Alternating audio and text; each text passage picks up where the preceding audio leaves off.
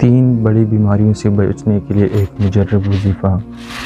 حضرت قبیصہ بن محارق رضی اللہ تعالیٰ عنہ فرماتے ہیں کہ میں حضور صلی اللہ علیہ وآلہ وسلم کی خدمت مبارک میں حاضر ہوا۔ حضور صلی اللہ علیہ وآلہ وسلم نے پوچھا، کیوں آئے ہو؟ میں نے عرض کیا کہ یا رسول اللہ صلی اللہ علیہ وآلہ وسلم، میں اس لیے آیا ہوں کہ میری عمر زیادہ ہو گئی اور میں بوڑھا ہو گیا اور اڈیاں کمزور ہو گئی، تو میں آپ صلی اللہ علیہ وسلم کی خدمت میں اس لیے حاضر ہوا کہ آپ صلی اللہ علیہ وسلم مجھے وہ سکھائیں جس سے مجھے نفع ہو۔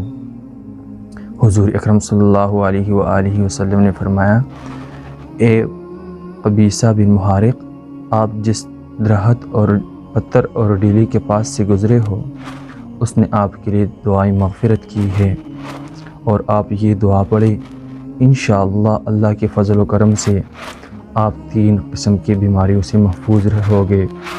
اور وہ دعا 3 مرتبہ صبح پڑھنا ہے آپ نے فجر کی نماز کے بعد، پہلے اور آخر درود شریف پڑھنا ہے۔